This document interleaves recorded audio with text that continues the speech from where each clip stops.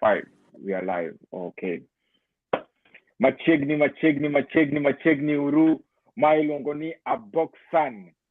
Kakilonu chendromi longo ni ONAGI gi twak makende, ONAGI in diaspora, ONAGI for ONAGI with ONAGI. Kokengi kodan aboksan aila gi asembo pacho. Dala maoko ko segwenge maoko. Germany Netherlands, Germany Canada, Germany USA, Germany Belgium, Germany Spain, Germany Italy. Ogornu ero kamano to karibu sana. ONAGI in ONAGI with ONAGI. Kawono wan gija sendu wamose bedo kwa rito gichunya tiel. Bilongo ni Professor Honorable Babu Owino mwenyewe. Karibu sana mheshimiwa, karibu sana mheshimiwa, karibu sana. Ero kamana boxan. Yeah. Asembo pacho. Mheshimiwa wagoero kamano mar bedo kodi kawuono ka mondo watwa kodi dwak mar ONAGI with ONAGI kwang'e kaka sirikal dhi gik matimre. Penjona mokwongo edhi ni sirikal ni kanye? Asembo sirikal ni to aneno ka en kor Ruto nikech as things are sani en manobedo sworn in to koro en ker. To wan bende koro kumwantiere wabu mana provide teach mar opposition. According to the doctrine of separation of powers, checks and balances, is the work of the opposition and the work of parliament. Mondo miwa provide objective opposition.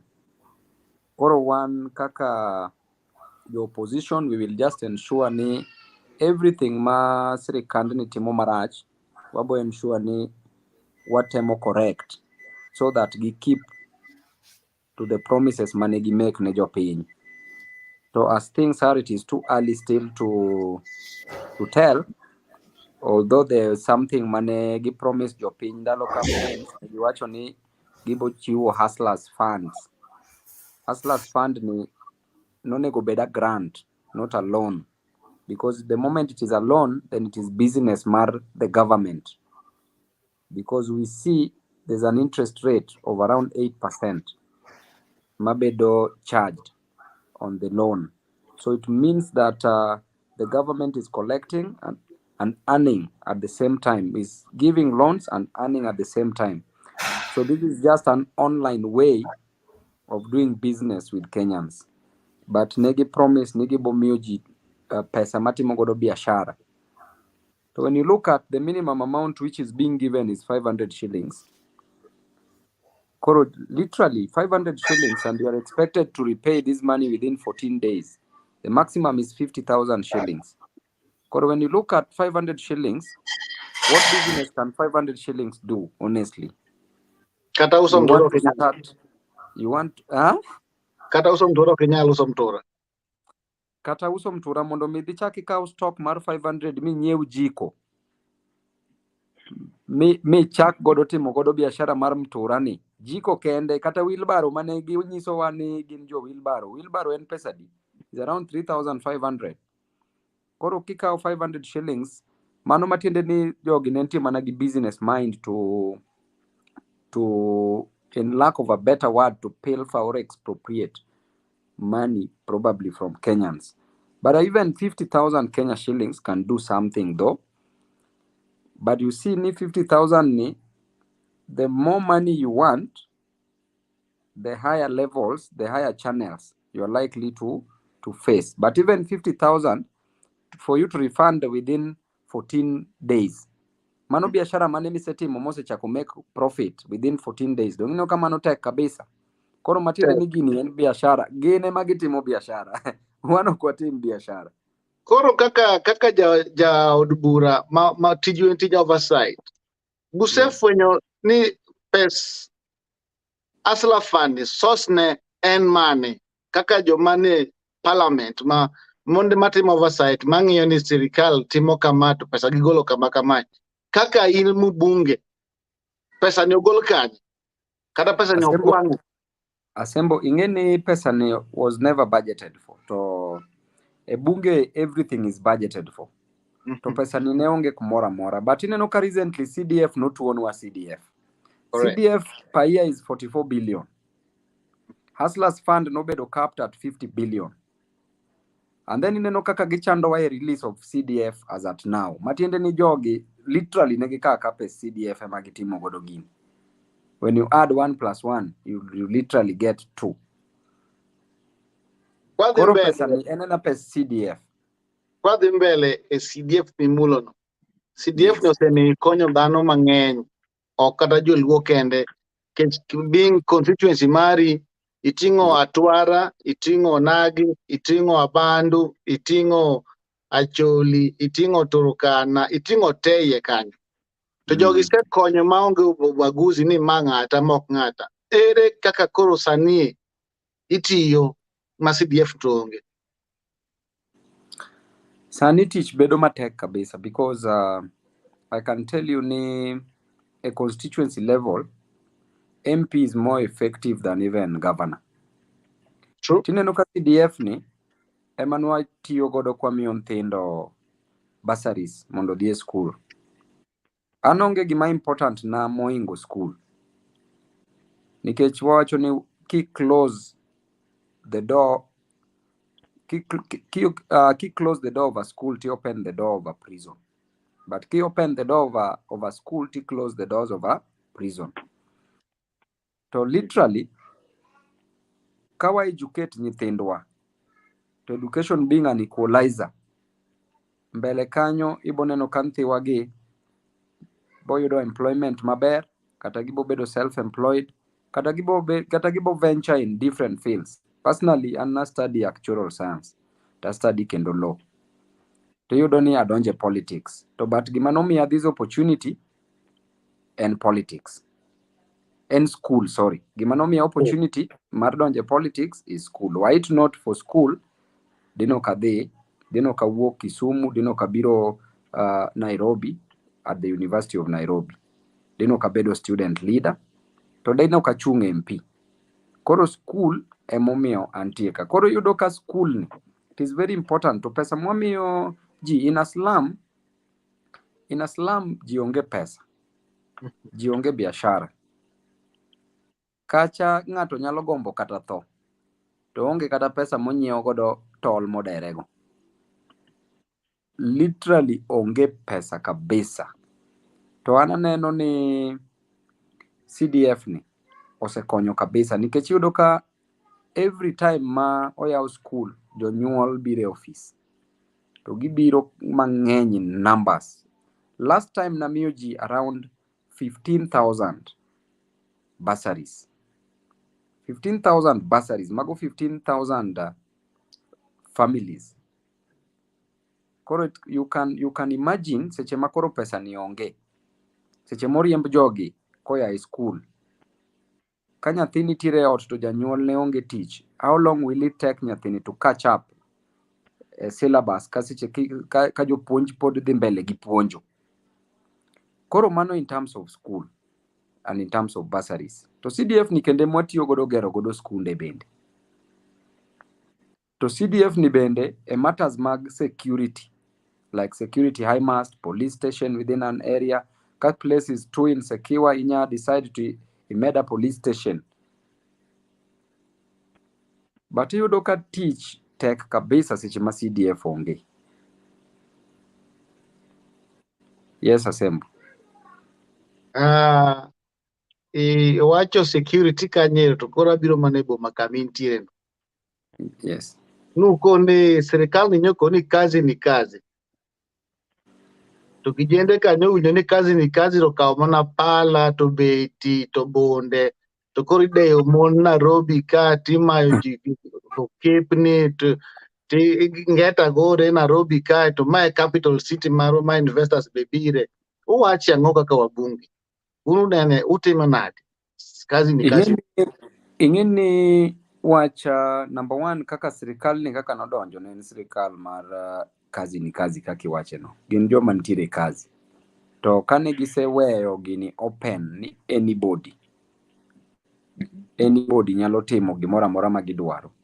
Then ok onego gichak blame yudhe, nikech youth deyo ji nikech youth onge tich. To sirikal kosedonjo nego create opportunities mag youth yudo tich. Kata county government onego bed ni devolution nitiyo so that at least ndeche kigero yudhe oger ndechego. School seche migero yudhe monego provide labor for this. Seche ma indiko jopuonje yudhe monego bed ni dhi puonjo. Dakteche yudhe monego bed ni timo gik makamago nikech iyudo ka jogi gin tiere fresh graduates mang'eny mantiere kae. Oh. Hey. Haya. Say Nyathi hi. baba. Say hi. Hey. Oh, say hi. Almost uru. It's okay. Wakao sachi mal familia. Yeah. Wakao sachi mal familia. It's okay. Hey guys, how you guys? Hi. Okay, now Beautiful. I need to go on with the interview. Okay. Good to see you. Good to see you guys.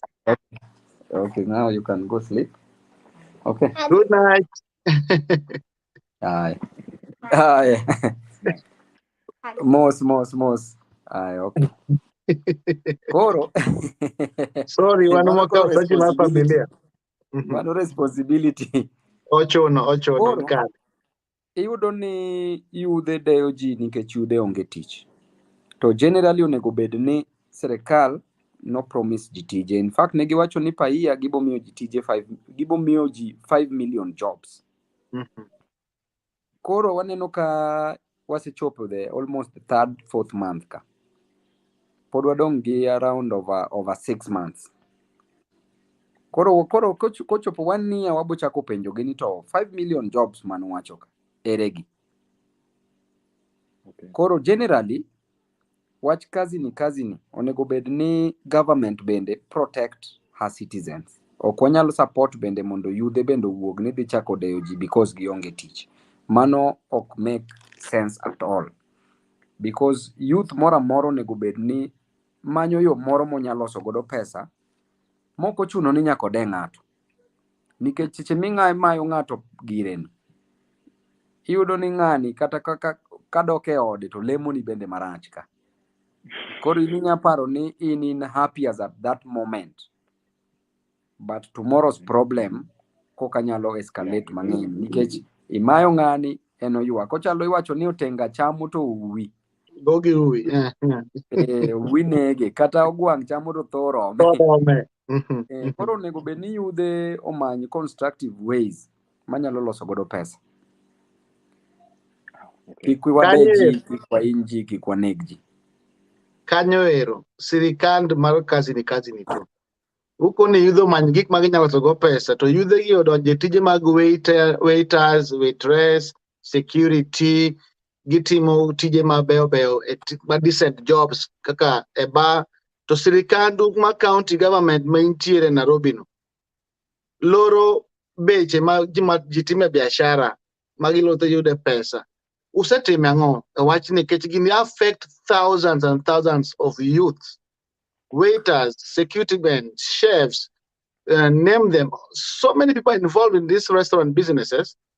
So county government chungo ba to kanisa to gokoko. Uwachi ang'o kaka county ma Nairobi. Utime ang'o? E wach mar tije ma county, the governor no make decision mondo lor bech ba iye ka. Gimokuongo, chieng' mani yawo bagi, ng'ama nomiyo gi license, it is the same county government. To chieng' mani iyawo bagi, dong' ne ging'eyo maber ni bagi moko ntiere residential areas. To the moment mose mi license mondo itim godo biashara e bar, matiende ni that place ceases to be a residential area to a commercial area. Correct. Koro an kipenja tanya wacho ni kanyo county government timo mistake maduong' kabisa nikech jomondike bar, waiters, waitresses, DJs, king'iyo chefs, security, bouncers, iyudo ni bar ka bar ji matin mogik nyabedo kata ji 50. To lor bache moingo 100. Wow. Mano nyisi ni kaponi approximately gin 50 by 100, mano 5,000 jobs mar lost. Then these 5,000 people, they support probably 2 to 3 people in a family have an average of 3. You multiply by 3, those are 15,000 people losing jobs. Then, around the bar itself, there are people madriambo Uber, manetingo the clients.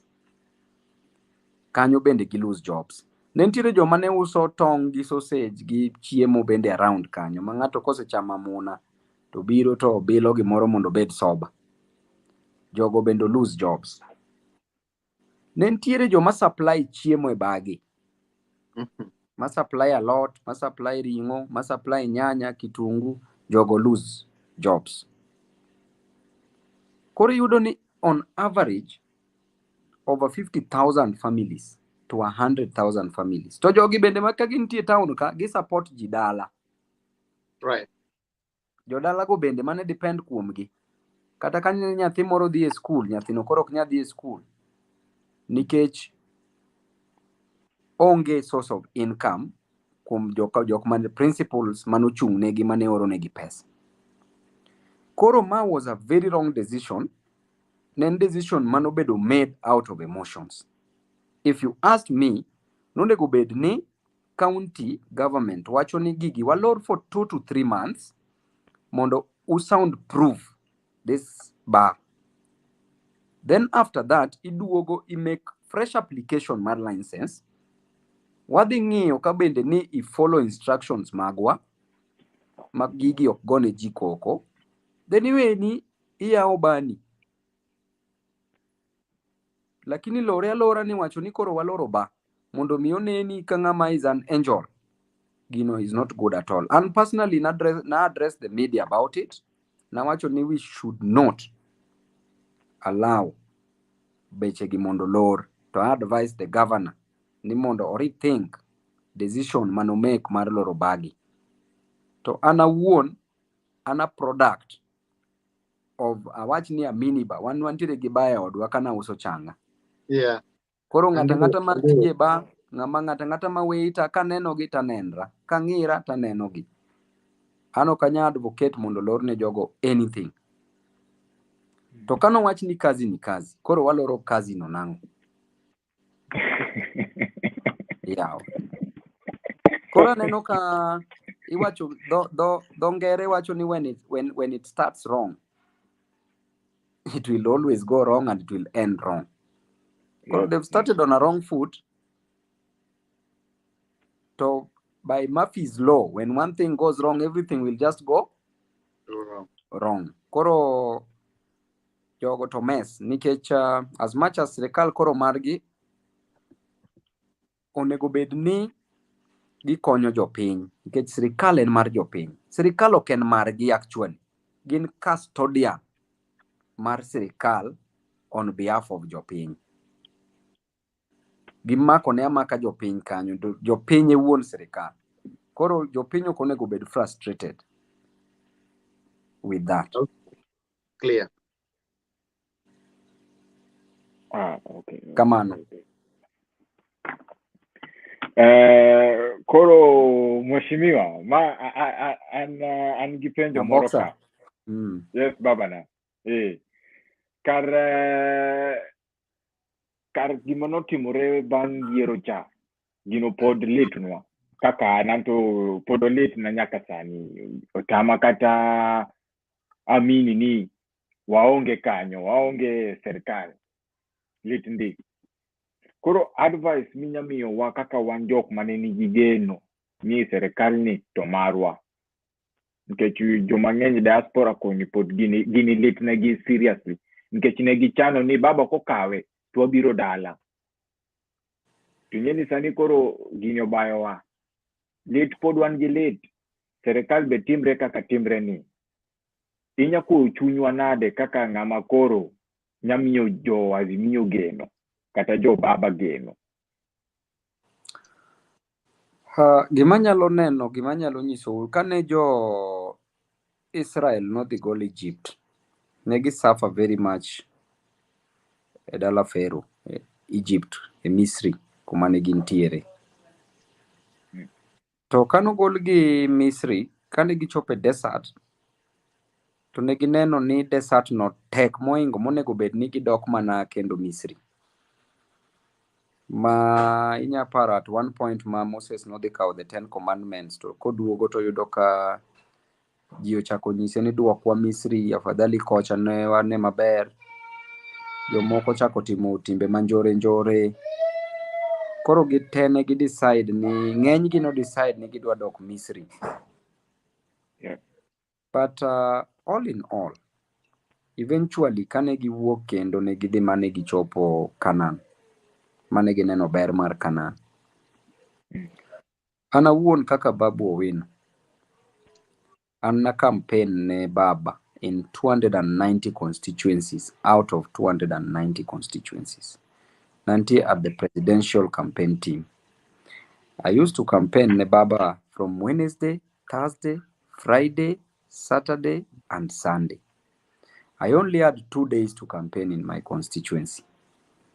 I even risked losing my seat. Kanang'e ni gini nwadhi yudo. Adiera, abe nang'e ni gini wadhi yudo. Some decisions mane wa make were not in our favor. To an kata kapod ji wacho ni ok no wuondwa, an abo nyiso ni no wuondwa. Wan kaka ONAGI no wuondwa, kendo abo nuoyo gini awacho kata ka Baba bet, nikech I know what I went through kana campaign in the 290 constituencies. Correct. And okwanya bedo gi sitting president. To wawacho ni yombowa gi kura 200,000. Sitting president no wuon 2017 kano yombowa gi 1.2 million votes.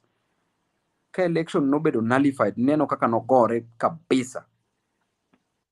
To mano ne 1.2 million votes more retain. To sitting president ni en wuon onyiso ni wan gi ji idhi konywa wabeda beda mos, oketo Baba obede comfort zone, onge gimora mora mitimo. Adiera e Afrika ka chakre ni nyuoli aboksan. Afrika ka isewinjo ni nitiere president mose yomb gi 200,000 votes. Ok notimre. Ok notimre. To ng'ani, because nomiwa campaign resources, koro mano was a smoke screen. We were hoodwinked ni ng'ani deliver to us. Ng'ani onge gima notimonwa kata matin. Ibo yudo ni jogi ne wacho ni gigore. Kane jogi nosefwenyo ni serikal ni ok ginya manage in 2017, jogi noiko njama to wacho ni an kaka president Uhuru we aluonga Baba amose. Kase moso Baba to in Ruto bedo position within the government. Nikech ichung' to Baba chung' ok nyari u together. Un ruedhe ariyo udhi gore kulka. Koro ipogo bed koni, in bed koni. But because Baba osemosa, koro Baba ok dhi provide opposition. Dhi bedo matek nikech lwete Baba otwe ma koro siepne. But into koro chak gowa mondo mi chilo te mantiere godo Baba koro kaw, nikech Baba koro gowa. Koro Baba nokawo chilo te mag serikal. Ng'acha nodhi oji clean. Koro iyudo ka jogi negore e history kendo mar Kenya ka. Kane Jaramogi nochwanyre gi Kenyatta ne giwere. Kane Saitoti gi nochwanyre gi Moi ne giwere. E history Kenya ka, ng'ata machwanyre gi president nyaka wuog ga e serikal. Nikech ok onya tiyo e serikal. But mae ng'at mokwongo mane ok nowuok. Then iyudo ni with time jogi gore ma jogi yanyre koni gi koni. Nyaka ng'at ma koro nodonjo ker ni wacho ne namba 1 ni goya but kik ineg nyithinda. Mago ne gin gik mane woodwink, smoke screen mondo nyis jopiny ni jogi gore adiera. Ng'ani onge gik mane gigorego kata matin kipenja. Speaker Muturi manen speaker wa nen best friend mar ng'ani oringo dok ir ng'ano oringo dok ir ker masani ker ni Waiguru chande oringo last minute odok ir ker mago jok maiye kabisa mar ng'ani jogi intentionally no fail BBI election ni nwa lose kanwa lose BBI nikech BBI cha ne dhi lose ne unite all leaders te e Kenya ne weyo ng'acha kende to intentionally giketo clause more BBI ni office of the ombudsman ma will keep checks and balances e judiciary to judiciary neno ni gini kako ket ni gini dhi makowa koro we watwe BBI ni koro intentionally gi fail BBI meanwhile kero tamre swear in judges moko manomiye mar mondo wach ni jo judges gi fail BBI nikech ng'atgi okobedo joggi moko okobedo sworn in ineno kaka gini ne mit tugo koro blame to duogo ir ker but after all dong notieko koro kata kobedo blame dong notieko dhi koro BBI o fail BBI kose fail Wetangula owuok Mudavadi owuok strategically meanwhile jogi pod ne gin gi baba e BBI ka bang' mano speaker owuok bang' mano ineno ka Waiguru odhi bang' mano ineno ka key people mane tiyo kod baba odhi nyaka Alfred Mutua ma last minute owuok odhi dono ka Machakos nomiyo ng'ano 100,000 votes kabisa koro gini the moment manwa lose BBI nwa lose election ni ok nwa lose chieng' go kura dhano to nogo kura but kanwa lose BBI nolwerwa olwer bethewa olweri branches achiel kachiel mwadong' kwan duk but nwakia but because nwa believe ni wan gi ker to ker nigi gimoro amora to ker ok nya yombi jogo nodhi ma ogajowa seche mose gajwa ana wuona raise issue ni gi baba tarik 10 nwago kura tarik 9 tarik 10 saa 1:27 anyiso baba ni baba yao weche dhi marach aseyudo information na ndalo mana ntiere mbalariany mana jatend jo mbalariany joma nwa graduate godo ng'eny gi noyudo tich e NIS jogi ne miya wach tanyiso baba tarik 10 apenjo jo kanyana ka kura nogo tarik 9 yes by 6 p.m. niloro polling stations by 6:30 counting ne chakre to every polling station nen gi 700 votes maximum 700 votes by 6:30 between 6:30 to 9 p.m. kweno noserume piny ka te mar president matiende ni between 9 p.m. to midnight ker mane ntiere kae meno Uhuru noseng'eyo ng'ama nen president nikech nitie NIS in every polling center koro matiende ni by 9th of August the same day by midnight noseng'eyo ni ng'ama oyombo kura Kenya ka pod nwadong' gi around 7 days dong anwa nyatimo anything nwatime ang'o onge koro gini to sechando chunywa kaka onagi to gini kendo noduokowa beyond 1963 kaka jomonagi but all is not lost and nothing is lost sani koro every day wabo live to fight as at that day any other thing more planned in the future will be tomorrow's problem sani seche mwachiew no to ensure ni we fight that day successfully then we plan another day we will go a day at a time mane gima nyalo wacho nikech design masani kendo ng'ani move godo kata king'iyo 2027 dong ineno ka okawo jowa osechako nyiewo jowa ogo aga siasa mar wuon gi manochako godo cha Mamoi osechako nyiewo jowa okawo jowa koro wewa kwan duk but mada penji kanyo kaka azimio meaning azimio ka nan gima noger mana mondo twe lweto nagi to nok ne wariek chon mondo wadhi beyond ng'iyo gima Bongisa ne timo kodwa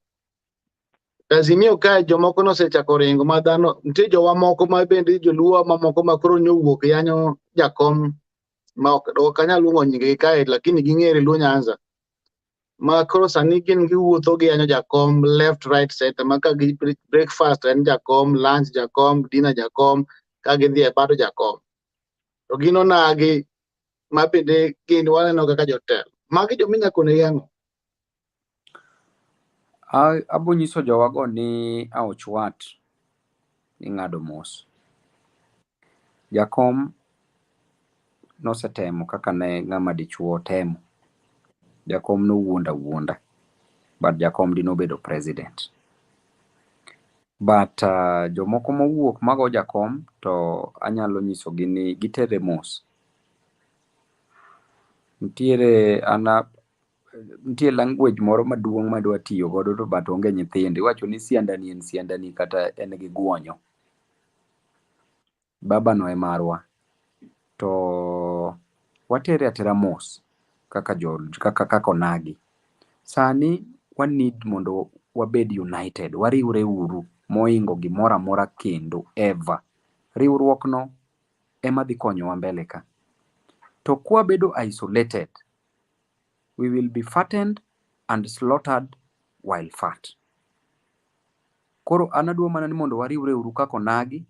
Lwenje moko mwan godo wasuspend lwenje mang'eny wawerego. Wariwre uru mondo wang'i uru ni mbele kai oting'o nwang'o. Koro onagi mabalo ang'eyo ni ji te ok bi winjrega kata mani family bedo gi weche ka gi kacha. But the bigger picture e mwang'i ni to kwan united we can fight better kwan united. Kikao stakes matindo, bundles of stakes, kede matindo ka. Kikawo achiel kamae ture yot. But kede matindo go kabisa mayom go kiriwo gi 10 kata 20 ok inya turo gi dichiel. Koro aneno ni wariwre uru ariwa to joma go baba go giwe gitere mos. Ang'e ni ji manyo tich e yore moko mang'eny kata ka gimanyo tich gichiw CV gi ok onego bed ni baba e CV gi ma giduong'e sama gidwaro. Gichiwo achiwa CV ginya yudo tich. But watere uru mos. Mane gima nyawacho. Kar election ka. Because one thing is very important and this is very key to my kama wasebedo kwa iwago mheshimiwa. Electoral body mar Kenya. Joma yiero ombulu makwano ombulu. The stability and independence of electoral body of a country shows the level of democracy. Sani ji ang'wen manye ochung' kod atiro ariyo se resign. Cherero se resign. Wood luo mrocha be ose resign nikech nitie pressure mawuok kwa executive. Un kaka members of parliament ma onego beni keto chik, lero chik, konyo oganda kech kaka koyieri to represent jo Embakasi. Dhano duto tete modak Embakasi East in a wangi. Dhano duto tete mawuok Karachuonyo South or Central bunge margi e wangi.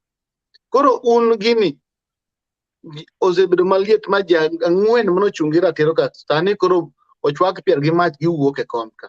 Mamoko ariyo se resign, odong' ariyo. Utime ang'o kaka parliament? Good question. One as parliamentarians gini nokel nyaka e JLAC, e committee mar parliament madil gi weche mag chike. To gini kanokel to jowa Azimio no walk out because watin nikech nwang'eyo ni either way joma ntiere JLAC go jokor Kenya Kwanza ka ng'eny. Koro either way pod ne gidhi ndika decision in their favor. Ma ne gindiko decision to suspend the 4. But aja wacho ni ker ni bende nonyiso ji ni okobo timo gik moko mag vengeful acts. To waneno ka enena gi chwang' mang'eny ahinya. To ng'ato konego bed punished for having divergent opinion. Article 10 of the Constitution wacho ni there's a right to freedom of expression and this right should be exercised without interference from public authorities.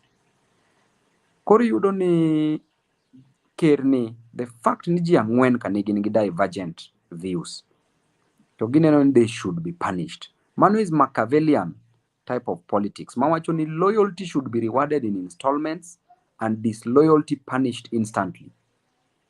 But mano is not how we should do things. In the spirit of forgiveness, nikech kano dwaro president, lero nosekao president. Koro jomoko gi to manyo gi nango. To kano wacho no bomiyo ji tich, ang'o me odariembo jogi tich. Onego bed ni joma nigi tich retain tich, joma onge tich imanyo nigi tich, imiyo gi tich. To konego bed ni joma nigi tich iriembe tich, just because views mag jogo ok ne gin in tandem gi views mag ker kata jog ker. Koro wan as MPs emomiyo Baba nowacho ni there will be a conversation. At least jogi nyaka wagore negi. Ero Cherera to nose resign. The advantage gi resignation en ni oboyudo pax gete. Kado tere tribunal moko resign moyud ni en guilty kaka ne dhi yude. Ingeni you cannot give a hyena a proposal to write on how to keep the goats. It will write on how to eat the goats. Koro definitely kumose tergi tribunal waseng'eyo the decision what it will be ni jogi dhi riembi. Koro koriembgi to ginya yudo anything. But kane gi resign tiyudo ka gidhi yudo something. But wan kaka jok mane gigore nwa nyaka wagore negi. Nyaka wagore negi. Koro emomiyo tich adek mabiro ni wantiere gi conversation. Wadhi timo rally Kamkunji. Wachaka conversation. Nikech jogi kok waketo gi manon bende tiboyudo ka ginyalo timo gik moko mag tabu. Inya paro Germany. Kane odhi ne trade unionist to wacho ni ok en a trade unionist ti deal kode. Odhi ne the Jew nyaka eventually ochopne as a priest motieke. Koro wabe kwa linga tika uji achiel kachiel. Ibupo mana ka gichoponi. Koro afadhali wachak gini waji protect mapema. Ibiro ikelo maandamano, ikelo conversation mar Wednesday. To gini ng'enyne inyo ga onagi. King'iyo maber ng'enyne kech wan to wayie tho gi Jakom. En gima ne rembwa juogi noseketowa kuome.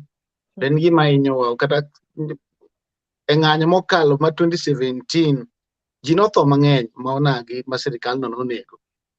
King'iyo nyaka be pendo gini nonegi Nyalenda kuonde ka. To ng'anyo machielo kero Baba wach lando ng'anyo machielo. En kaka timane muketo kaka leaders mag Luo muda pango ne joluo. Ang'a useketo useparo nagi in beyond ng'anyo ni. Ere usebedo gi committee moro mar mondo ng'i ni onagi mwadhi gogi watero gi wachimo gogi kanye. Kech maandamano Baba koko ni maandamano left to jidhi left. Aneno ni onego wabed leaders ma bende have the interest mag jogi at heart. Taneno ni okonego wachak gini gi maandamano, wachake gi conversation. Koro ema Baba nowacho ni wadhi rally. To rally no kwasetieko to ji dhi adhiya ot, ji ok dhi e maandamano. Maandamano nyamana biro kantiere extreme moments. But yudo ni ntiyo nagi be mabedo ga mbele. To maandamano ni at least this time round nwanyiso Baba ni in case of anything we need to take care of Joagi. Kik wa lose lives unnecessarily. Kik wa lose bende properties. Bende ma ok wawuok ni ji dhi e maandamano to ng'ato balo dhi okao mtura mar ng'ato chamo, ng'ato muodo bando ng'ato, ng'ato dhi otoyo gach ng'ato. Jomitoyo gache gi gin gi the same suffering ma bende in godo.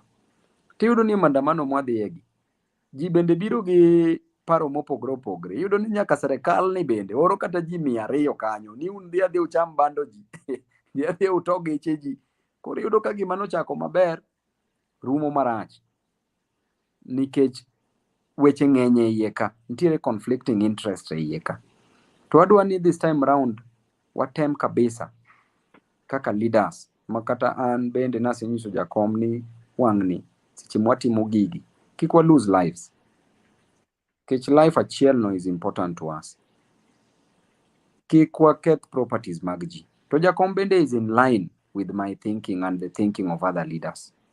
Nikech wan as leaders okonya bedo ni wan wadwaro the best for Kenyans to one the same people ma is destroying people's things. We cannot do that. Koro everything ma we will want to do it peacefully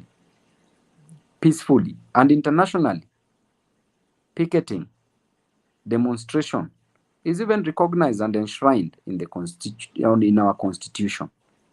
Yeah, it is a right. constitutional way. Yeah, you have the So right. it is lawful. Yes, it is lawful. But But Mheshimiwa, not when it is unpeaceful. Mheshimiwa, gimiwacho Yes. no ni udwaro bed peaceful. Inya paro governor machon ma Nairobi manowuok Sonko nokoni negiting'o negirwako ODM to gidhi jogoro to gitoyo geche to end of the day ang' jogi luongo ni wale wa kutusha mawe, wale wa kung'oa reli, kethonwa luo land kata joma radhi invest kuno bedo gi problem. Gini buse keto in consideration ni sirikande ni kaka nyoro jalup ker nyekoni gino uru meso ni gidea uni uteme fuo island kata uteme ngimoro island ni gino bongesa. Koro unu ready machalo nadi mondo kech gibro golo jogi morwako uniform, gibro golo jogi main plain, gibro golo jogi maraudi mondo portray you into the world gi wang mopogre. Upange nade do kikimiwa siri but gi wapenja mondo jonagi mago mantiere maluwo jakom obed prepared.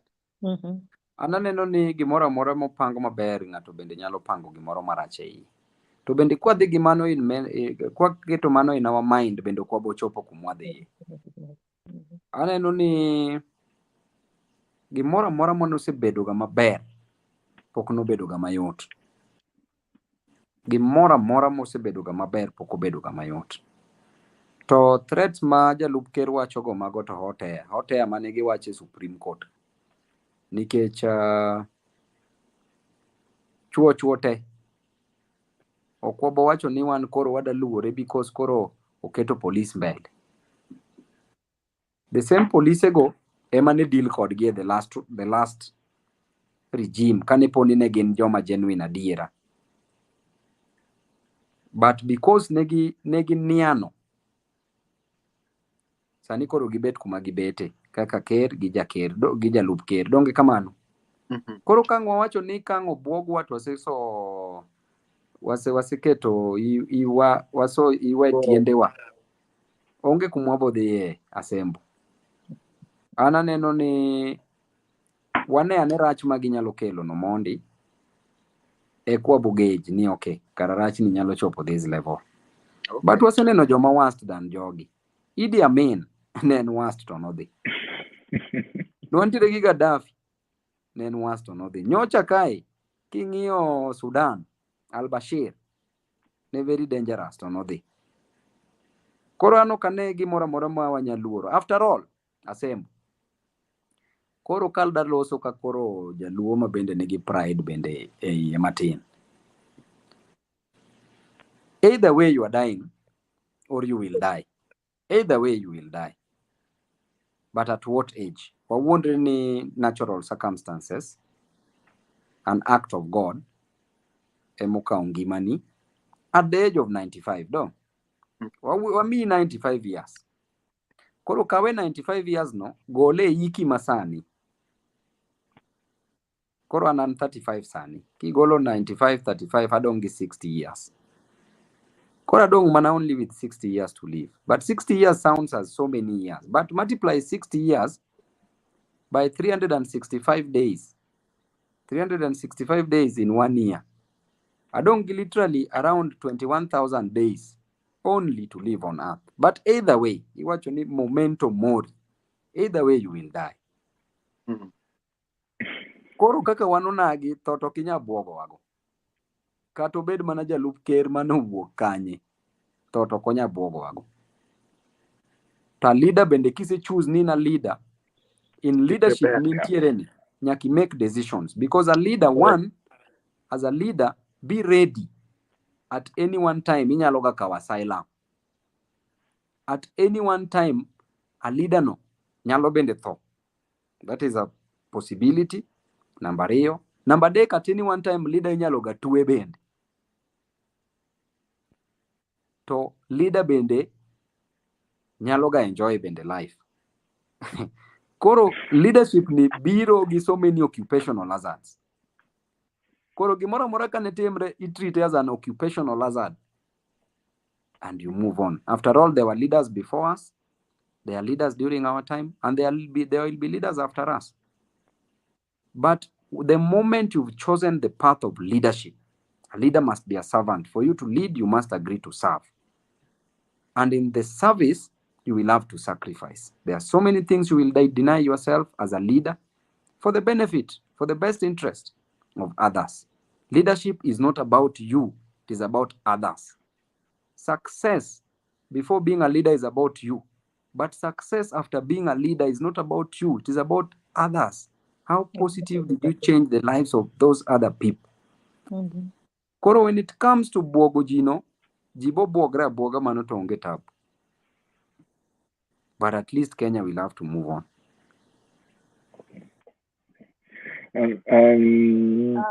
Anyalo loso matin. Oh, okay, Rwaka, okay. Rwaka. Oh, okay. Karibu sana Mailongo ni Kadogo Nyawade in Netherlands. Koni mheshimiwa. Karibu sana Kadogo. Erokamano. Babu Owino mosi kabisa. Mheshimiwa. Akao mos madhe.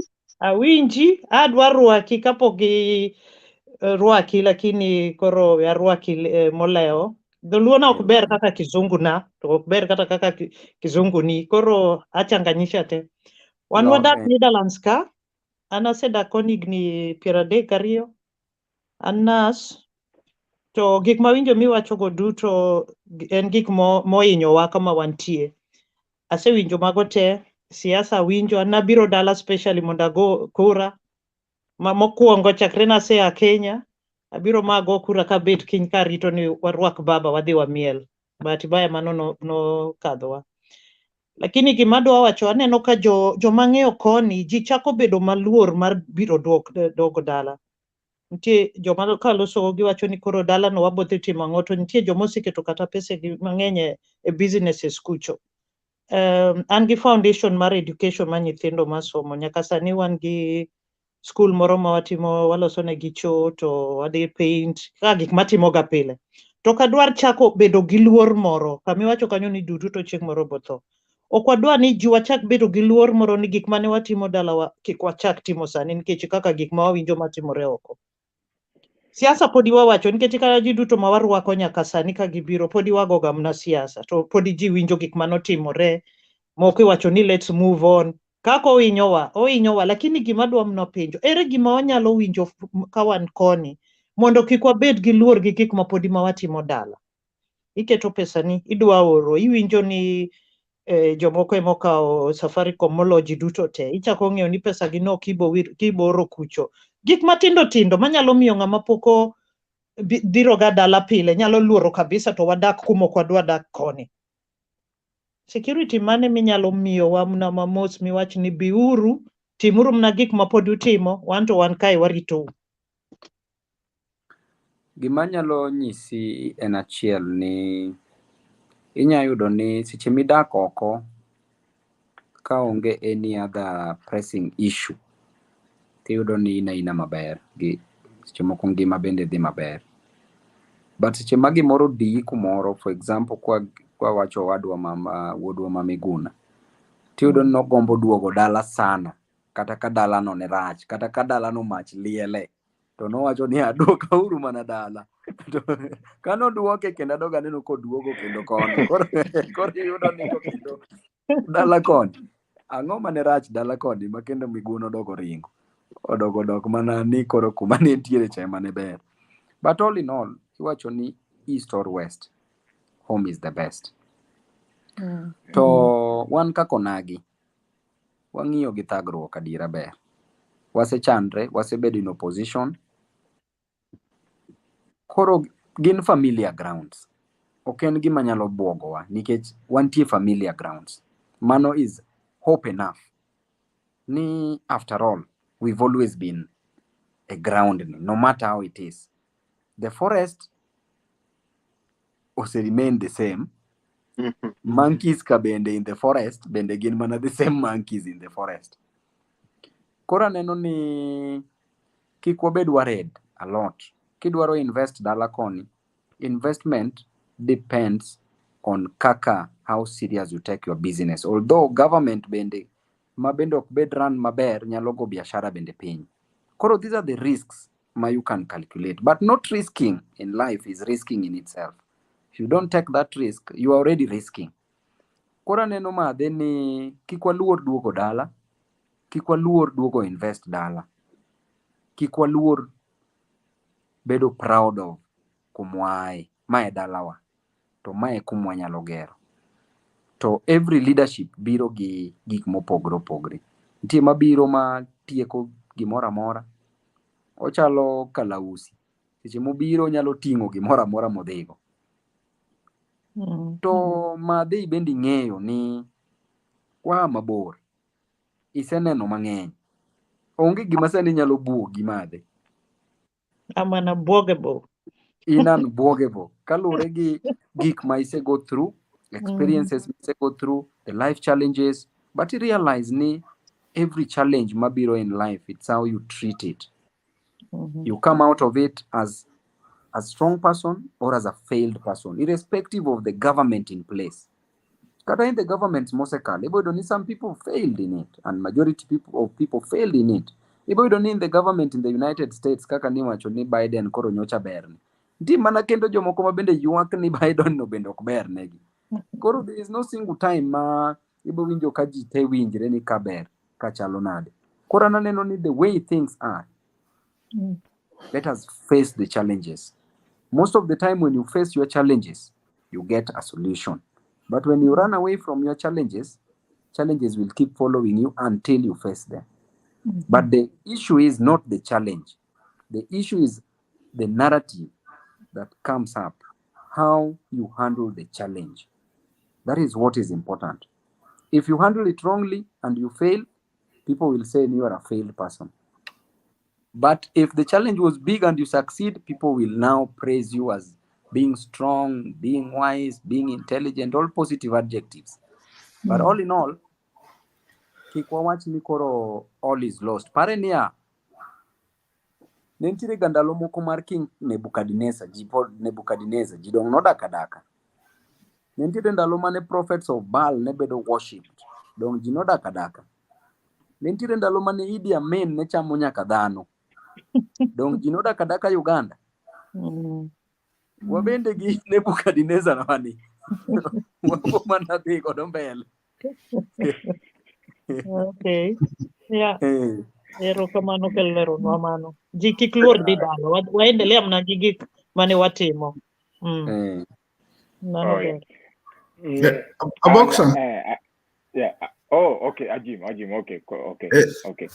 Mheshimiwa Babu, nani giswali mora achiel ka? Yes. Mane watimo kura nen higani. Ne United States no issue warning ni Kisumu kik jogi dhie. To ne gi announce mai kapok election results obedo announced. Koro jowa ma koni nase nyiso ni ka gitimo kamano to gin matiende ne giseng'e results. To mano be nyiso ni it's important mondo wabed gi network kaka jo Azimio kod these international companies, foreign countries, especially madongo kaka America, maybe European Union.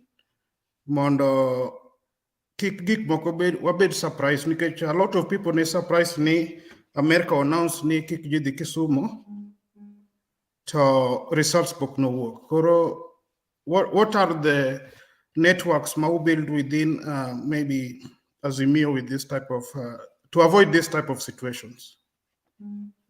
James, ingeni mokwongo kane America no announce travel advisory, ni ji kik dhi Kisumu, issues dhi wuok. Mano is one of the things bende madwa nyisi ni gini was a long con. Nikech mondo mi America ne ong'e ni gima kamano dhi timre, matiende ni nyaka the sitting president was involved in this thing. Tinya yudo ni kan election nosebedo announced gi Chebukati, presidents nochako congratulate ker masani ni. Ipani nitie president moro amora Africa ka manyalo congratulate ker manyien kong'e ni ker machon cha ne en gi candidate ne koko gocho ne mopenje ni to bwana gini no dhi nade. Mano protocol, nitie protocol magi follow. Yes. Yawa, dong onyise se ni bwana in congratulate ng'ano weche odhi mbele. Iwinjo. Koro gini nobedo organized ma very in a very intelligent way. But all in all, mano koro is water under the bridge. Mano gimosekalo. To yes. One kaka jo Azimio ni penja ni to connections mage mwa make. Wacho ni an orphaned calf scratches its own back. To not all is lost. Ng'ato kaka Baba pod nigi serious and enough connections. En mana ni Baba no kete comfort zone. Mane gima nya wacho kipenja. Jogi no kete comfort zone. Koro there is nothing. Ma en no ng'e ni everything is fine. And personally na raise issues severally and na keto information, na winjo information nyaka mara Supreme Court na se ng'eyo ni jogo no se keto 7 judges out of no 0 out of 7. By Saturday, results ne been announced, negide gine make a ruling on a Monday. So on Saturday, I had already known these things. My raised. Koro personally, gimanya nyiso uni, not all is lost. So because pinje kaka America and other pinje gi bank on us because of interest. To one Africans, ok ni pesa ema chando Africans. Africa nigi resources. Africa nigi gold, Africa nigi diamond, Africa nigi plantations. Miyudo ni cha igolo Kenya kae bedo manufactured oko ekidwoke kae. Wanyiewe kendo. A lot mitimo igolo Kenya kae itero oko kendo wadogo wanyiewe. Koro the problem in Africa is not the resources and is not money. Problem in Africa is poor leadership and lack of proper ideas. And also greed. And greed for power. It is not money. Because onegobeni Africa is richer than other continents. Because wagolo gold ka in bullions. Kitero gioko. Wagolo diamond koni kitero oko. But pinje maoko go nigi interest gi Kenya. Kaka election manuwuok. Ninyiso gi ni une mubogero ndara mayaka kadhi kama. Un mubotimo gima dhi yaka kadhi kama. Seche mwaka loan kamae wadwa ni wapango tich kama to kickback moro doke kama. Koro yudo ni jogo ema benefit. To because of that interest, negineno ni probably ng'at maginyalo timo godo interest no, the continuity interest. The best candidate. The best candidate for that. Neging'eyo. Emomiyo neging'eyo gigi mapema. To gi advice nyaka their own citizens. From traveling in other areas. Koro connections wa nyalo tekwa some little time. But just like the Israelites, manentiere a desert, but eventually negi chopo Canaan. Babu mana chopo someday. Mwesh. Yes. Ne kerni kana yero joge, kana yero cabinet secretaries, kana yero PSS. Not in political rewards. Ok no yer not according to ni check. Okay, to ni qualify for that position. King yo jiga ka waititu gini jogo ma nigi gowi mag serikal, jogo man gi mibadhi momako. Sirikand ni omigi tich. Sirikand ni jogo manye oseneko, jogo man gi cases mani court. Sirikand no seloko nigi makoro iwegi gidhiyo. Utime ang'o kaka jotelo mantiere magwa mang'iyo makonyo kech ng'ani joma richo tete sani kiro nyocha ko mikro oduoke sirikal kendo ko sirikal dok chulo ni dhi med mwandu jogo maonge mwandu sirikal koro miyo siling 500 mar pocket change dhi nyiewo mena dhi nyiewo kitungu nyanya udhi time ang'o wachni ka wachito gini koro sani nigi nie sirikal jomane okwalo sirikal monyokwalo pes raia pes jopiny then penjo moro ewiye kanyo wendo mar ariyo bende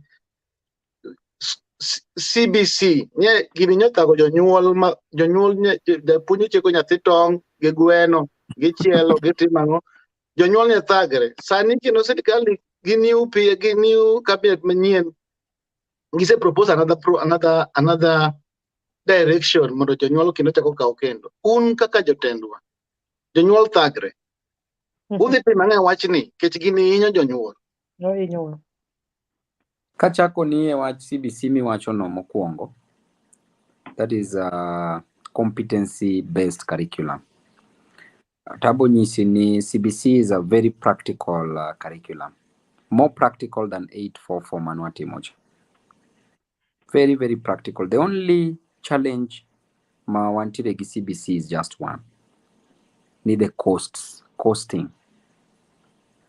Pesa miketo ni jonyuol nyiewo go gik moko go konego ket ni jonyuol. Pesa go nego bed ni wuok e sirikal. Koro CBC ni is the best thing ever, but onego bed ni sirikal ema take care of the costs, not parents. Why? Because you don't inyalo raise nyathi makia luoko kata law. Inyalo raise nyathi to kia tedo kuon. Inyalo raise nyathi to kia timo gik moko ma basics gi, gik ma very practical. To CBC me an opportunity to grow practically by doing things. You don't need Kenya kai, what train engineers, but okwanya loso wembe Kenya ka. Toothpick indiko ni made in China. To toothpick yiende ng'eny Kenya moingo China. Kori wanda ni to jogi noting'o logs gi wen motero gi China. Iduoke kaka koro tin. Jokama. Iduoke kaka koro ni kolo go laki olose koya China. Koro neno ni engineer ne kaniloso Thika Road mima na jo China. Engineers wa ma Kenya ywe manandara. Ijiso gini unu maintain. Ikao ywech. Jokama. Ko nyisi engineer no odhi ong'ad yien Thika Road. Engineer tiyo gi le ina ng'ado yien ni ndaladi. Koro kwachako wach CBC kaka wadhi mbele kwa advance our level.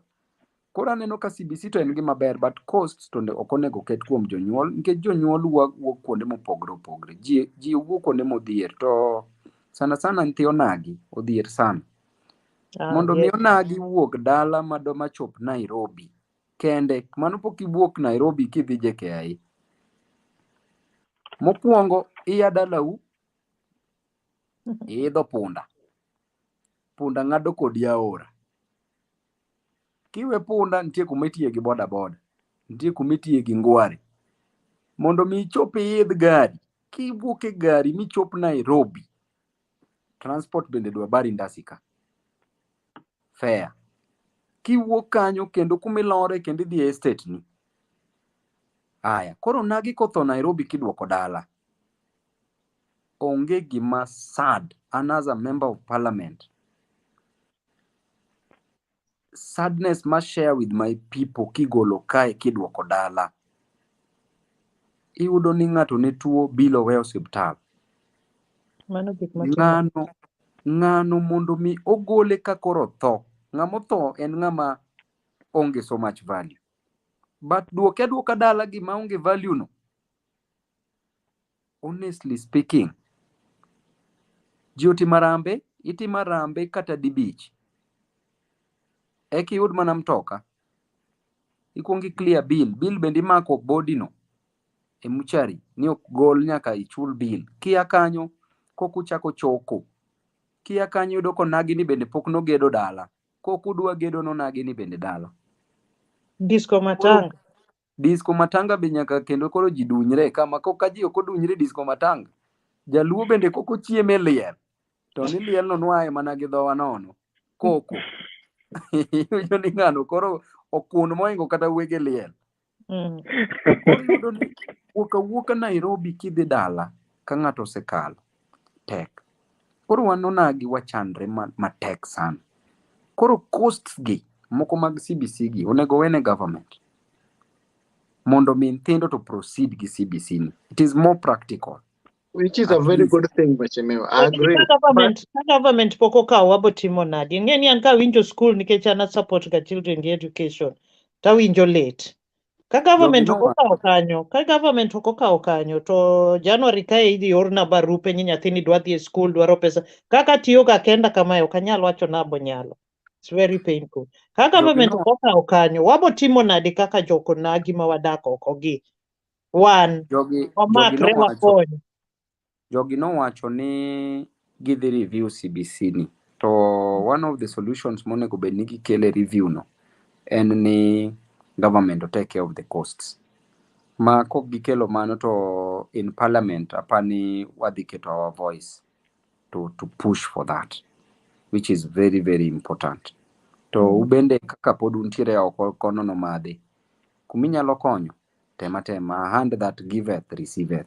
So when you help, the Bible says, when you help, you lend unto the poor, and God owes you. God has your debt. He will help you when you are in your sick bed. He will help you when you are struggling. He will help you when your enemies are attacking you.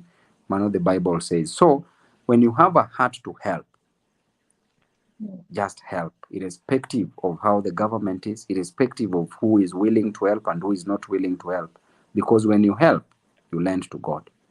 Koro, let us just proceed with that spirit and that hope. Kabire watch marwa ititu. Yes. Wadwa penjo wat GMO kwanza. Weya penjo wat GMO. Yes.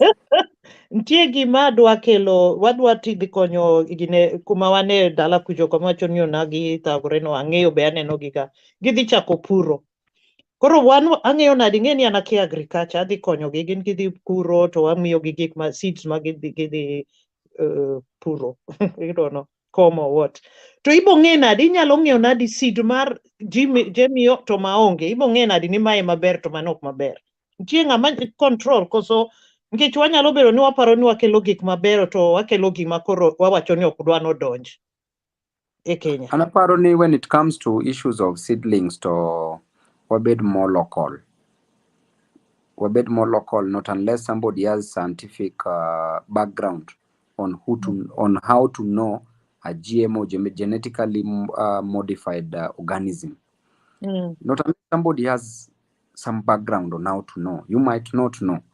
But GMO, because it has also been rejected in several countries, including countries mokoma untierego.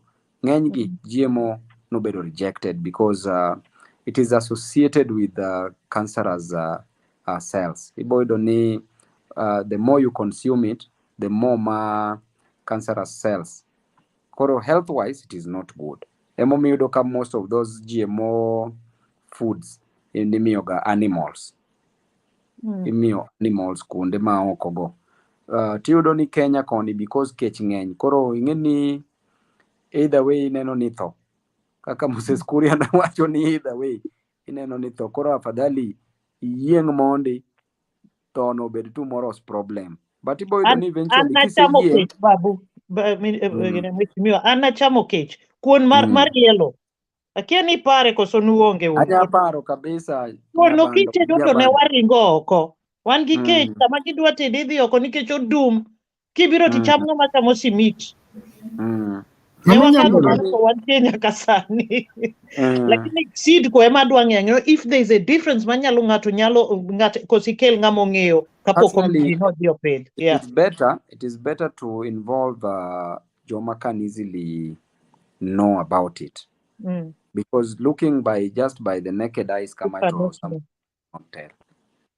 might not tell because the boy don't need a seed. For example, a maize seed. A maize seed is a maize seed. Okay, GMO probably shape ne oko change. Okay, but what you need has gone through a lipo process. Like Yeah, get you. Yeah, James aduoko ni. asane no GMO seeds gichal kaka Honorable Babu Owino no Kenya differentiate them king'iyogi. Koro kamantie ni kidhie supermarket kidwa nyiewo chiemo to nitie ma ondik ni GMO kod mondik ni non GMO. Koro gimiyi choice. Ok ang'eyo kata ka mano botimore dala kono. Koni ok nya timre nikech koni to nya ibago ji nikech koro nyise ni chiem. Bora ni yie. And GMO no, it's something we have to be very careful. Ilo ajeni ke no pidho duma Congo koro sanesa harvesting okelo dumbo da uso. Koro kinyange ni ang'adhi mbele. But mheshimiwa kar corruption kai mada kokiduo kaka. Ineno a competent leader. Once you win election, suppose itiyogi other means to win elections. Those other means, or rather the dirty means and the dirty people you used, should not be used to run the government. Those are people ma better background. A leader is known by the people who are around him. If a leader is surrounded by fools, that leader becomes a fool, no matter how intelligent that leader may seem. But if a leader is surrounded by intelligent people, that leader becomes an intelligent leader, no matter how foolish he may be. So all in all, when you see a leader putting people who are incompetent around him, know that that is a failed leader. That one I can tell you for free. Koro a leader ma nigiji magin corrupt, what do you expect? You expect corruption, because corruption can only give birth to corruption. Koro ken giji ma corrupt, just expect corruption. Ken giji manjore, just expect mondo sirikal no bede yo manjore. But because sirikal no yude yo manjore, they can only use your manjore to protect it. Iwinjo to kano yude yo maber, ginya mana tiyo gi yo maber to protect it. Mane kaka nyalo nyisi. Koro mano to depends on every leader. How they want. Sawa mheshimiwa. So on tano ka sawa yuwa kae, but budho nyadhi for long. But penyo moro nyocha winjo mogik ka joko ni university koro dhi chul. To ni ng'ama odongo oset bede university kitimo actuarial science, kitimo law, ing'e wach mar help loan kaka ne konyo ji. Sani dani jogi dhi chul university. Nano ka jini bro bago ng'anyo gi student leaders. Gini ichopo go kanye. School fee ni dinga janyuol. Number one, or irrespective of kumwae, inonagi, inja tokodera, inatol, inja dhok mora, kata jarabuon, okonego bedni fee chando janyuol. To be ka fee chando janyuol, nikech onge nyalo. Janyuol ni osetemo onge nyalo. To kinyal blame janyuol kaka nyathi, ni ang'o momiyo ok ni make it. Emomiyo koro miyi opportunity to make it on behalf of your janyuol, mondo mi kon janyuol nino. To kata mama moko dhi school, kata baba moko dhi school, ibo yudo ni bo manyo pesa mondo ter nyathine school, nikech ong'eyo the importance of going to school. To kiyudo ni nyithindogi oya kuonde modhier, to tergi e mbalariany, ma government bende oluongogi e mbalariany, kendo imedo negi fee. HELB miyo ji average of around 40 to 50,000. 28,000 dhi e fee. Idong gi 12,000, ken 40. 12,000 every month, ki divide by 12, every month in gi 1,000. 1,000 in a month. Accommodation pok ichulo, chiemo pok inyiewo, lewni kata pok iwilo, pok inyiewo. Koro yudo ni onge pesa already ma nyathini nyalo survive godo. Ma nyathi mok nya kata concentrate e class, kong'e ni onge gimo dhi chamo. Ok onya concentrate e class. Koro inyisi ni koro ida med fee, nikech government must raise taxes, must bedo gi pesa Koro mai ok en paro moro maber kabisa. Emomiyo nawacho ni an kaka Babu Owino ang'e the importance of education. An nopuonja ka minwa uso changa ka ya Nyalenda. To an abedo member of parliament because of education. To an bende nichoko na mana pesa eka dhi high school. Nyaka primary nwachulo. Nabedo educated through fundraising. Nabedo educated through pesa ma uso godo changa. Koro neno ni nyathi kimedo ne fee, min gini dhi golo pesa ni kanye, ma nyathi miduoko ot. To janyuol en very proud ka nyathine osedhi e university, ong'e ni nyathini dhi konye. Ma nyathi mar kata achiel kende mosedhi e university e village no, kata e family no. To ma nyathi moneno ni ma nyathi ma chieng' moro ne gole chuodho. Kendo nyathini iduoko bede dhot ka kodi. Frustration dok ne janyuol, frustration duogo ne nyathi commit suicide, janyuol bende nyalo commit suicide, wa lose gi. But gimonego bed ni government konyo, pod odwa no ket life more difficult. Koro mane ma koro leadership must come in. As a leader, mose donge thagruok. Mose ng'eyo ma kinyisa ni kech kai, ang'e ni kech no en ang'o. Ang'e ni kinindo kech, ang'e ni kech how you will feel. Kinyisa ni onge school fee, asekoso school fee. I know what it means to lack school fee. Kinyisa ni tuo, I know what it means to be sick, to lack money to go to the hospital, kata to pay in hospital. Kore momiyo such things to we will not joke with them. Mago gik makata kwa kao nyithi jombalariany te. Dibet state house kacha. To gibede state house kanyo gidag state house kanyo ted ni gikuon gicham. Ngech mano dong state house gi yawa. Ng'aw jomobiro mana limo ker gintiere problem. Ker wuogo mos gi. Don't. Yeah, an gi penjo moro kae Mheshimiwa. Itemo mulo wach ginene longo nade. Corruption. Heto. Ni king'io kuma wantie sani, like piny maoko ni kaka kuma wantie sani. Iyudo ni jogi onge any mineral source. But kiwuotho iyudo ni oket gold a dot. Gold ma gold. Tipenjori jogi ogolo gold kanye. To gionge mining area. You know. So they don't have nothing at all. But you know, one kaka Africa, we have these resources, but it's not benefiting us as Africans. Why? Because you said it's bad leadership.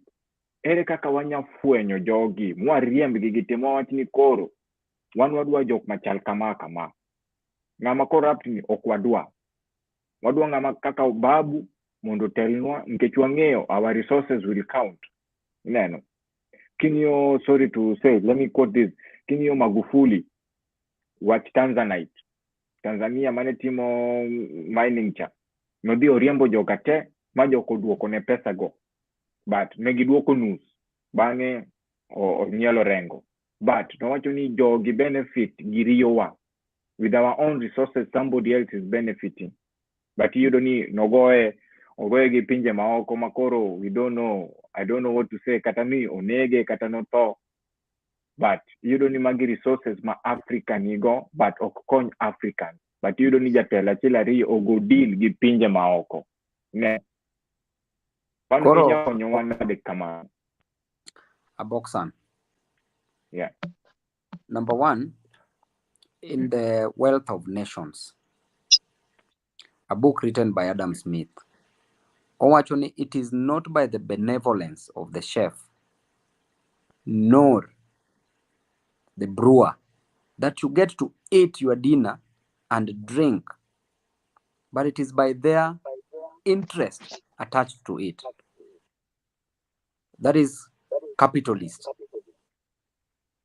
So we should not blame the whites. The problem is African leadership. But the problem that we have in Africa is leadership and lack of ideas. But these leaders are also chosen by citizens. But bad leaders are chosen by good citizens who don't vote. Because if you wanted a good leader, you will wake up and say, I want this good leader. irrespective. Do not be a person when you are a voter, you can be easily swayed by 1,000 Kenya shillings or $1 or £1. You need to make a decision and know the type of a leader you are electing. But leaders are determined and judged by the content of their brains, not the deepness or the depth of their pockets. Koro, that will answer your question. Let us not blame the whites. Let us blame the leadership. So if you don't want a corrupt leader, you make sure you elect a leader who is not corrupt. But in a situation like a presidential setup, where in Africa it is only in Africa where people don't know to count during elections. One can be a million. One vote can be a million. It can be congruent to or equivalent to or equal to a million. So in such a situation, then there's always a time for everything. It will just reach a moment where we are going through this type of leadership. I remember in the Bible when the Israelites wanted a leader, a king, but God told them, you don't need to have a king or a leader. But they insisted we must have a leader from among ourselves. When they were given a leader, as a source of punishment. And they were really punished, and they went through a lot, and they told God, hey, we've really suffered because of this leadership. We've really suffered. So some leaders are given to us to open our eyes, to make us suffer so that tomorrow we make the right decisions. So that tomorrow the 8 million people who never voted will wake up and go vote. So that we are never defeated only by 200,000 votes, but we defeat others by over 10 million votes. It is possible. So it still lies in your hands. Mheshimiwa, wakao time ni mang'eny and wadwa ni mondo koro wagine ne saadhi mang'eny kikao family time marite to jowa mwan gogi jowa twara manye wan gogi ne gitimo ne giluokowa iwacho ne giluokowa jogo luokowa maler momuowa to pod gine iwasani un uchich kodgi koso pod una fua ketne gidino wang'wa giluokowa to pod giwuondo wane gin kodwa mano penjo mondo ikona nagi mawinjowa then parting shot maro kitieko kodwa ka in the next 5 years sirikandni kinene gidhi tieke koso sirikal gibarore mondo imiwa parting shot mari kwaloro koro ke saudi mang'eny mondo imbende koro wawegi familia mokwongo e wach jo atwara to kada comment mang'eny anya nikech nitie jo atwara go bende manogonwa kura kichako gi chiega nogone Raila kura koro okadwa na wache mang'eny dipoko kaninde odni jo kama kitanda nyabedo maliet mi wach ni to kara na wacha ang'o yawo koro iboyudo ni central kocha ji over 500,000 nogocho ne baba to mago ne gin jo atwara. In fact around 800,000 mago ne jo atwara. Koro napani yiero to depend on kaka isero ombulu. To kila ng'ato nigi democratic right mar vote ne ng'ata modwaro. To kibo wacho ni jo ONAGI tebe nogocho ne baba. Dong over 700,000 ok nogo kura. Matiende ni jogo ok nogocho ne baba. Nikech de gidwaro baba dong de gidhi pango line magigo kura. Koro mano was kura manok nogo ne baba. To iboyudo stations moko bende ji 250 to mago ONAGI gocho ne ng'ano ne Ruto. Koro kwa bire voting mano to democratic right mar kila ng'ato. To depending on kaka isero ombulu gi kaka mobilize voter turnout. Anyalo wacho gino gi kanyo kamano. Mar mondo kika donje iye sana makendo atwara moro winje to Babu no. Nikech kata ane constituency na joma ng'eny constituency Embakasi East gin atwara kiluwo gi ONAGI but atwara oingo wakocha but iboyudo ni nyake wards gi ariyo mano yomba 2017 na yombe opponent na matiende na twara go na kura. Yes, koro kanyo to kaka wache ne kaka nyalo we to kwa bire 2027. Yes. E wach sirikal mar barruok. Okadwa ni wabank our hopes on others' failures. Adwa ni wabed gi strategy wa on how we are going to handle 2027. Kik wawach ni opponent wani to kaponi gibarore. Kaponi ok gibarore koro. Ang'o ma dhi timrenwa? Tini pani namba riche no. Okofu ahinya. Obe nong'e ni namba riyo ni be nobedo mana loyal emomiyo be noyudo gino. Obe onyawacho ni obeda loyal mondo mi oyudi. Koro kikwa bank on ni weaknesses mag opponents. Wa bank on our own strengths. Wa strategize going towards 2027. Jakom chung. Uchako sani koso warito nyaka 2027 January. Kaka ni jomoko nowacho kamano. Wachako sani koso warito. To kawa ichako sani wan joma wani oko ni wabong'e nadi mondo wachak yo kaka chieng' ma gik ma wanyalo timo ka wan koni. Ok ni koro wawacha gik weche mang'eny to waneno ka gik moko dhi marach and then chieng' ma chieng' ochopo kendo wabed ka wagom nambaka ni kendo. Wanyalo chako nade joma ni oko kaka wan. Chako chon ber malo dhi kajuoga.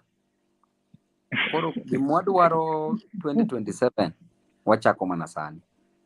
Mondo mi wabed consistent a strategy to wabed stronger as we move forward. Kwa chako late to wanya bedo weekend kabisa.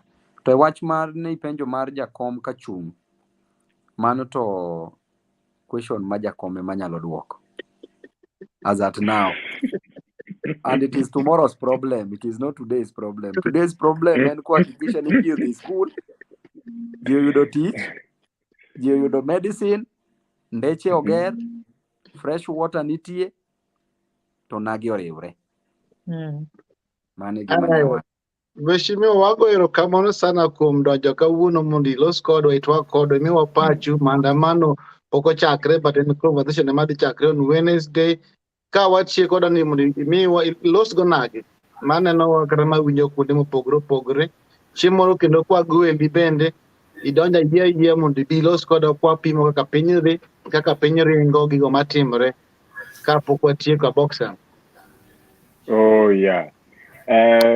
Mheshimiwa, adwa goni erokamano kuom biro. Number 1. To namba 2 ni an gi penjo moro. Wewacho ni prevention is better than cure. 2027 ni wanyari prevent nade makikwa wach ni kendo wachako thiedha dola mano mochako tiel mach ni. Wadwa thiedhe makoro wang'ni en humundu kumundu nayo kata tek to wadhi onge ni wabeduru e ot okwalwa kendo 2027 be nitie kaka wanyawacho ni bwana wang'ni wayude warite ndi. Gimanya nyisi boxan ni any person machung 2027 e Azimio to wan kaka wan jo Azimio wawakuru kaka wadhi kwalo kura. Wawere uru gi gik moko mar abracadabra. Wang'i ni kura ni wadhi kwale nade wang'ni kapok wachako ng'iyo ni wadhi goye nade. Seche mwakwalo kura no to wadhi fende. Nikech mane kaka ikwalo kura, mane kaka iyombo kura Kenya ka en kwelo. Koro kura ni nikech every day ka wawacho ni wa follow the same thing. Osegonwa kura ndiyawa, osego kura year every cycle mar election osebedo kigonwa kura. Lakini wayudo ni joma kwale madonjo. Koro kwelo ni ere ng'ama nigi monopoly mar kwelo mar kwalo kura. Wakwaluru kura mondo wabede kom kata kane ng'ato ne donj gi drisa obedo donj gi drisa. Kodonjo gi yienda mbewa odonj gi yienda mbewa. Kodonjo gi dhot odonj gi dhot. Bora ni ng'ato bete gino to wabedi wadonje gino through kwelo. An mane gima nyawacho. Mheshimiwa wawinji loud and clear kendo onagi winjo ni gini wang'ni to kapo ni wan gi chance to nyaka wakwala wadhi e Supreme Court gime gidho kone jogo ni oteya Koro wachak dwaro jokwoye. Nikech jok manyuolo. Wamanyuru Jose Kamago marwa. Un Canada, un America. Manywa uru ng'ama nyalo kwelo maber. Mondo wachak ng'iyo gi jogi mapema. Kwanyo gi kata par. Mondo watieko jogi yawa. Aya miwa partition mari gilos gon like kapoko jobuto jadek mondo jonagi ma winjo wa kuonde mopogore wach mogi koa kuomi. Gima nyalo wacho mokwongo kara penj mondo. Penj kapok watieko. Ma Jimmy Mheshimiwa. Yes. Oh yeah. Ajake ibi an alumni kaka hii. Ayie kodi Jimmy. And I think alfa no puonji physics. An go puonja physics kan. Kabisa. Koro mane koro siasa ochiek Babu Owino Mheshimiwa. Baba nodhi mokete campaign strategy. To bang'e ka jogi oseloko kaka giloko kamano, an kasebedo ka awuoyo gi yudhe age 25 to 30. Jogo nokogo kura, mayani kipenje ni in ok go kura nang'o. Nyati nok ane tie go kura. Makoro yudhe mang'eny Nairobi ka nokogo kura. Babu Owino. Makoro 2027 ni wadhi ere strategy makoro udwa keto ni demographic ma youth ni onego ging'e ni kura makigoyono ema dhi konyo ngimani. Makoro ne kaka sani koro Sakaja okawo Nairobi. Ino kaka otimo marach laws mokoro keto ni koro oloro bage ni anaharibu kazi za watu. Gik moko okochimo kumoro. To baba nonyisogi ni timuru kama gochne gadhe, gochne ng'ani. Koro ere strategy makoro nikech in Babu, you are the forefront with Raila ma udhi the whole of Kenya. Kiwuoyo to yudo podium. Inyiso jinde timuru kama dhiuru gone baba kura. Ere strategy makoro wadhi kawo mondo yudhe ng'eng'e ni because if 7 million voters didn't turn out to vote. Koro Jimmy. Yes. Gimokwongo, we must give yudhegi a reason to vote. Gimomiyo yudhegi did not vote is because as leaders who were elected, we didn't give them enough reasons to vote. Because youth are hopeless. Gionge jobs. They are disappointed. Some winjo ni medo school fees.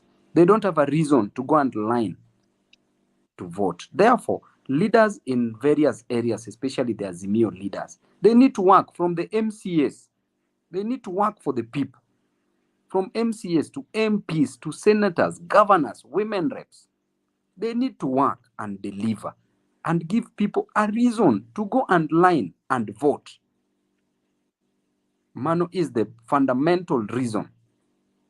Because if you wanted something out of Babu's government and you didn't receive it, you're already hopeless. You don't have a reason to go and line up to vote for Babu again. But if you received something or indirectly you heard that somebody somewhere benefited from something, you will have hope that maybe next time it might be you will benefit. You will have a reason to go and vote. So let us give youth a reason to go and vote by working for the youth, delivering for the youth.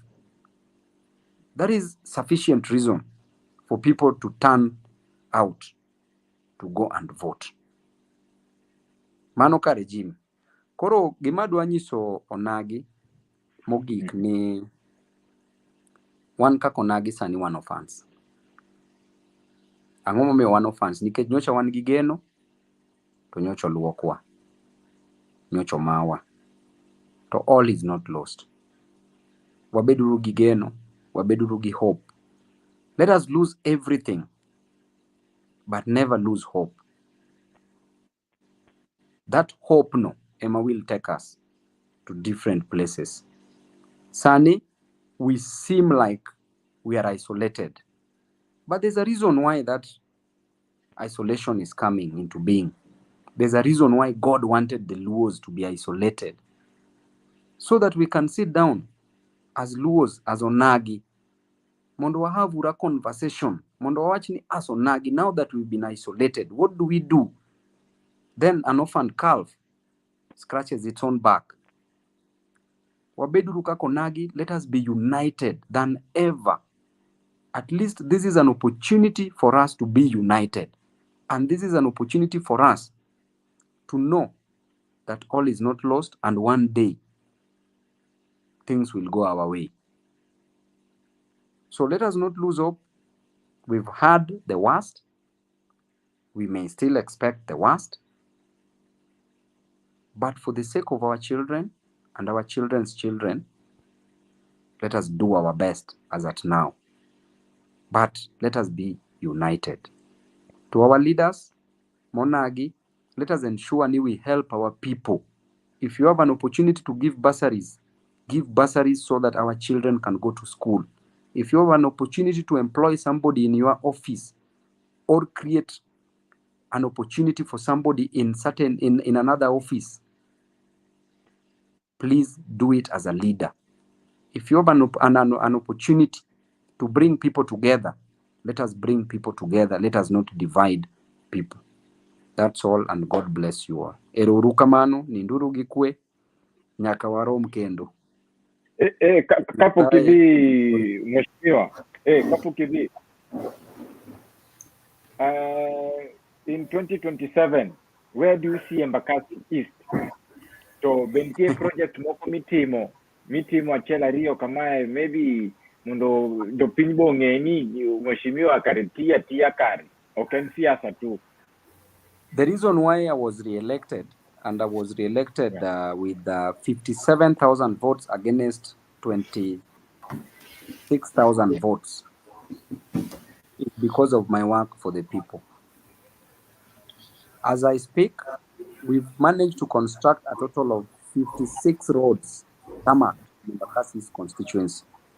We've done around 22 boreholes. I started table banking for women so that they could take loans from table banking groups to start businesses. I gave Uwezo funds as capital, and I do give them every year as capital to the youth and women to start businesses. I give bursaries on a yearly basis, and I give them personally. I give forms, and then I come back with the checks. I issue from 8 a.m. to 7 p.m. in every ward to everyone who applied for that bursary. And I renovated all the schools in Embakasi's constituency. I constructed classes in majority of the schools in Embakasi's constituency. As we speak, is in the process of constructing a secondary school in Embakasi's constituency. I'm going to construct another primary school in Tasia. This secondary school is in Donom. I bought buses to 3 secondary schools, but I'm going to buy buses to all primary schools and secondary schools in Embakasi's constituency. So what I need from you, I did a DCI office, a police station, a chief's office. There are so many things I've done within Embakasi's constituency, and what I need from you, number 1, is prayers. Number 2, any help that you can accord in terms of even having desks in various schools so that we can replace the dilapidated ones. If we can get extra classrooms, construction of extra classrooms, because my constituency is the 3rd most populous constituency in the whole country. Koro, you can imagine how the classes are densely populated, and we need more classrooms. We also need, because once you do renovation from time to time, there can still be issues. We can still go on with the renovations. So, and even if you can come through, we can also start to build a new school. We can call it Diaspora Primary School or Diaspora Secondary School. And I also welcome you to visit me. Come to Embakasi East Republic. Embakasi East is a republic because it has an airport, Jomo Kenyatta International Airport. There is a military training base. There's AP training camp, GSU training camp. There are international companies like Coca-Cola. There's Emirates in JKIA, Qatar Airways, and all. And it has a supreme leader, Babu Owino. His teamness. Thank you. Okay. Thank you Okay. kabisa. One more Cody. Ero kamano. Thank you. Thank you, really. Okay. Yeah, Pero good night kama to no everyone. mheshimiwa. In America, it's morning, huh?